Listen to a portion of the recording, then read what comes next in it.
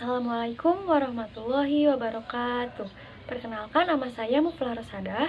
Di sini kami dari kelompok 1 akan mempresentasikan materi tentang komunikasi dalam organisasi yang terdiri dari submateri. Yang pertama, pengertian komunikasi. Yang kedua, proses komunikasi. Yang ketiga, kesalahpahaman dalam komunikasi. Yang keempat, komunikasi satu arah dan dua arah. Yang kelima, fungsi komunikasi. Yang keenam, bentuk-bentuk komunikasi. Yang ketujuh, corak-corak komunikasi. Yang kedelapan, hambatan-hambatan terhadap komunikasi efektif. Yang terakhir, keterampilan berkomunikasi. Selanjutnya, mari kita simak bersama-sama penjelasannya berikut ini. Assalamualaikum warahmatullahi wabarakatuh. Perkenalkan, nama saya Giana Mugdi Zamzami. Di sini saya akan menjelaskan pengertian komunikasi menurut para ahli yang 10, tapi saya hanya menjelaskan 5 saja pengertian komunikasi menurut para ahli. Yang pertama, dari Everett M. Rogers, komunikasi yaitu adalah suatu proses di mana suatu ide dialihkan dari sumber kepada penerimaan atau lebih dengan maksud untuk mengubah perilaku mereka. Kemudian dari Rogers and O'Loren-Kinset, komunikasi yaitu adalah interaksi dua orang atau lebih untuk membangun atau untuk mempertukar informasi sehingga keduanya saling mengerti dan saling memahami. Kemudian dari Theodore M. Newcomb, komunikasi yaitu dipandang sebagai transmisi komunikasi yang terdiri dari rangsangan diskriminatif dari sumber kepada penerima.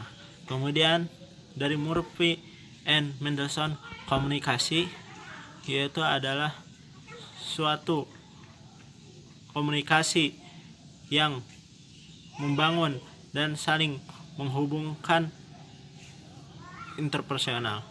Kemudian yang kelima, dari Gerald and Merrill, komunikasi adalah suatu sumber menyampaikan kepada penerima dengan sadar diri untuk mempengaruhi perilaku mereka. Assalamualaikum warahmatullahi wabarakatuh. Perkenalkan, nama saya Fahmi Fauzi, kelas 2D Manajemen. Di sini saya akan menjelaskan tentang proses komunikasi. Langsung saja. Proses komunikasi merupakan serangkaian tahapan antara sumber atau pengirim yang disebut source atau sender dan penerima yang disebut dengan receiver yang akan menghasilkan suatu transfer pemahaman mengenai sesuatu yang berarti, yaitu pesan. Pesan adalah sesuatu yang hendak dikomunikasikan. Pada awalnya, pemberi pesan atau source mengirimkan pesan pada target penerima pesan yang disebut receiver. Ketika pemberi pesan menyampaikan pesan, terjadilah encoding, yaitu proses konversi pesan ke dalam bentuk simbolis, baik dalam bentuk verbal maupun non-verbal. Selanjutnya, pesan dalam bentuk simbolis tersebut akan melalui saluran komunikasi atau channel, yaitu media yang digunakan dalam transfer pesan. Selanjutnya, receiver akan menerima pesan dengan melakukan recording, yaitu pengertian ulang atau interpretasi pesan yang disampaikan oleh pengirim selanjutnya. Assalamualaikum warahmatullahi wabarakatuh. Perkenalkan, nama saya Anija Fatu Apriliani. Di sini saya akan membahas tentang kesalahpahaman dalam berkomunikasi. Kesalahpahaman yaitu keliru atau salah terhadap pembicaraan atau pernyataan dan sikap seseorang yang akan menimbulkan reaksi terhadap orang yang bersangkutan. Kesalahpahaman terbagi menjadi dua. Yang pertama yaitu miskomunikasi, yang kedua yaitu misunderstanding. Perbedaannya yaitu jika miskomunikasi adalah kesalahpahaman dalam memahami isi pernyataan yang disebabkan oleh rendahnya kemampuan fisik dan kemampuan intelektual. Contohnya yaitu contohnya seperti dalam percakapan seseorang yang bernama JJ dan Nisa. Nisa memberitahu kepada JJ bahwa dia telah dibelikan apel dari Malang oleh ibunya. Tetapi feedback yang ditangkap oleh JJ tersebut yaitu malah JJ prihatin terhadap Nisa karena ibunya hanya membelikan apel saja, sehingga bernasib malang seperti itu. Sehingga dalam komunikasi tersebut terjadi miskomunikasi. Yang selanjutnya itu yang kedua, ada miskomunikasi understanding. Miskomunikasi understanding adalah kesalahpahaman di dalam pernyataan yang disebabkan oleh faktor kemampuan budi yang rendah atau estetika moral akhlak yang berbeda. Contohnya yaitu seperti misalkan saya orang Sunda menikah dengan orang Jawa, kemudian saya akan menawarkan makan kepada mertua saya. Di Jawa menawarkan makan yang paling halus yaitu dengan kata dahar, sedangkan di budaya Sunda dahar itu adalah kata yang paling kasar, apalagi jika diberikan untuk orang tua. Yang selanjutnya ada komunikasi satu arah dan dua arah. Yang pertama yaitu ada komunikasi satu arah. Komunikasi satu arah adalah komunikasi yang berlangsung secara satu arah atau satu pihak dan tidak melibatkan pihak lainnya, yang berarti komunikator berbicara sendiri dan tidak memberikan kesempatan kepada komunikan lainnya untuk memberikan respon. Contohnya seperti orang yang membawakan berita di TV, acara radio, ataupun saat khutbah Jumat. Dan yang kedua yaitu ada komunikasi dua arah. Komunikasi dua arah adalah komunikasi yang berlangsung oleh dua pihak, yang artinya terdapat komunikator dan komunikan yang akan saling merespon satu sama lain. Contohnya seperti jika teman sedang curhat, itu bisa merespon. Sekian saja dari saya, terima kasih. Assalamualaikum warahmatullahi wabarakatuh. Perkenalkan, nama saya Mia Julia. Di sini saya akan menjelaskan bentuk-bentuk komunikasi dalam sebuah organisasi. Yang pertama adalah komunikasi langsung, yaitu berarti komunikasi tanpa menggunakan alat. Biasanya di sini kita menggunakan kata-kata, gerakan-gerakan, atau isyarat. Misalnya, kita berbicara langsung kepada seseorang di hadapan kita. Yang kedua adalah komunikasi tidak langsung, yaitu komunikasi dengan menggunakan alat atau mekanisme. Tujuannya untuk melipat gandakan sasaran-sasaran atau penerima pesan ataupun untuk menghadapi hambatan-hambatan geografis, waktu, atau lain-lain. Misalnya, kita contohkan di sini adalah radio. Yang kedua adalah komunikasi berdasarkan besarnya sasaran. Yang kesatu komunikasi massa, yaitu komunikasi dengan sasarannya kelompok orang dalam jumlah yang besar. Umumnya kita tidak kenal. Komunikasi massa yang baik adalah komunikasi yang disusun dengan rapi, tidak bertele-tele dan tidak rumit. Bahasa yang mudah dimengerti dan dipahami. Membentuk kelompok khusus atau kelompok pendengar.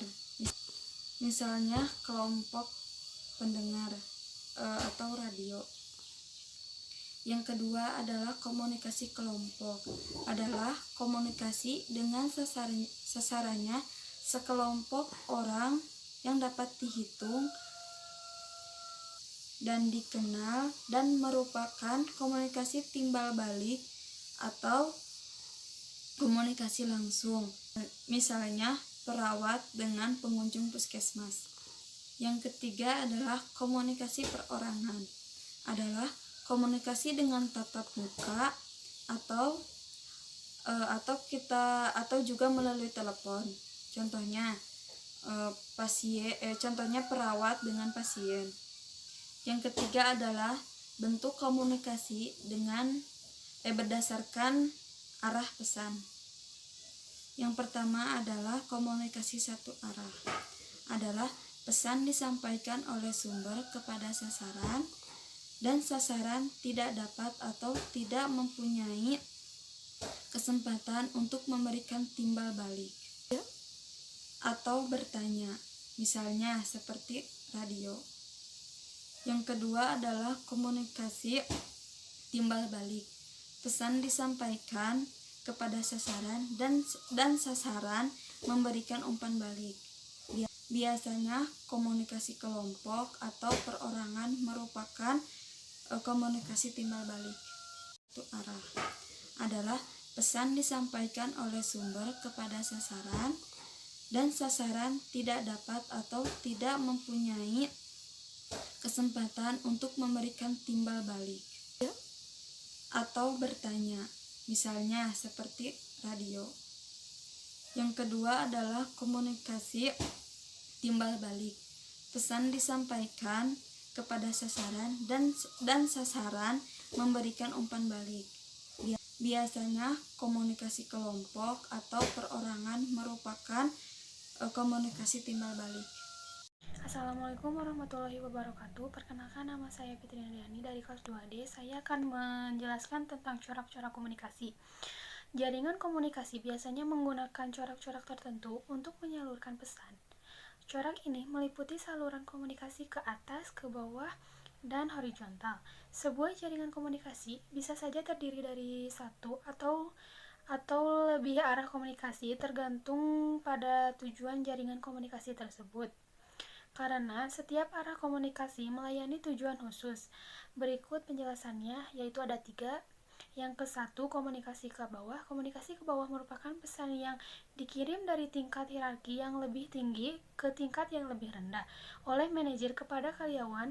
Perintah seringkali merupakan contoh jelas dari komunikasi ke bawah. Media digunakan pada komunikasi ke bawah adalah diantaranya petunjuk teknis, majalah, surat kabar, sedangkan media lisan bisa berupa perintah, pidato-pidato, pertemuan, closed circuit, dan telepon. Yang kedua ada komunikasi ke atas. Komunikasi ke atas adalah pesan yang dikirim dari tingkat yang lebih tinggi. Contohnya adalah informasi yang diberikan dari dosen kepada dekan fakultas. Komunikasi ke atas sangat penting untuk mempertahankan pertumbuhan organisasi. Komunikasi ini diperlukan mengenai semangat kerja yang diperlukan organisasi. Komunikasi ini juga membuat bawahan memiliki rasa bagian dari organisasi. Selain itu, kemungkinan dari memperoleh gagasan baru dari bawahan adalah karena manajemen telah menjalin arus pesan ke bawah sehingga kehilangan kapasitas untuk menerima pesan. Hambatan lain adalah fisik. Atasan biasanya secara fisik terpisah dengan bawahannya. Yang ketiga ada komunikasi horizontal atau komunikasi lateral. Komunikasi horizontal atau lateral adalah pesan yang di samping antara individu atau kelompok yang sama tingkatannya di bagian yang sama dalam organisasi atau mengalir.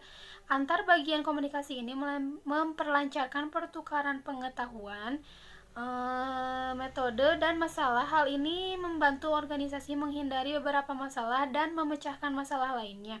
Masalah pada komunikasi lateral ini adalah bahasa yang khusus yang diperkembangkan oleh divisi. Selanjutnya yaitu hambatan-hambatan terhadap komunikasi efektif. Ada 4 hambatan, yaitu hambatan dari segi proses komunikasi, yang kedua hambatan fisik, yang ketiga hambatan semantik, yang keempat hambatan psikologis.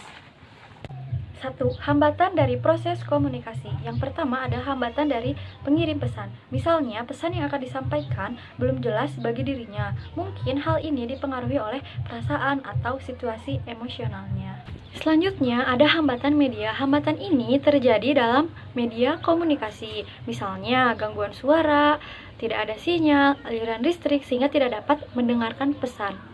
Hambatan dalam bahasa sandi. Hambatan ini terjadi kesalahan dalam penafsiran sandi oleh si penerima.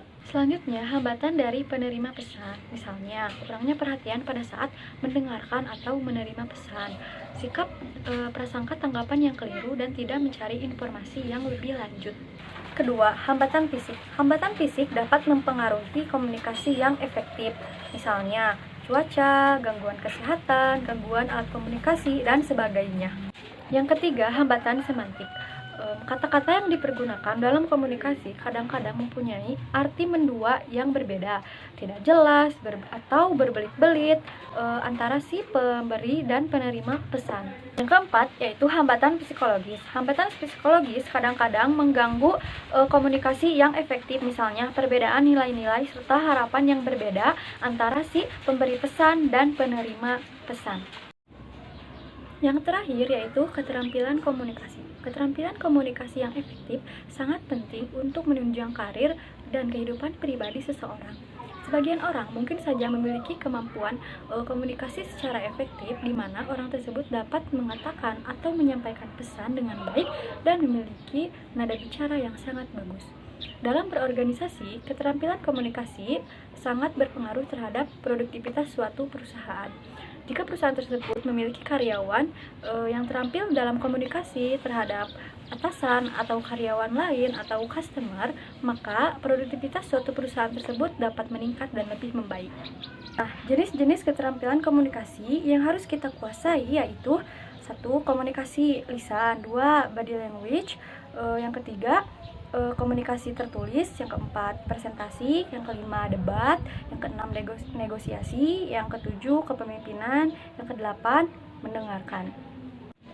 Itu saja yang dapat kami sampaikan mengenai komunikasi dalam organisasi.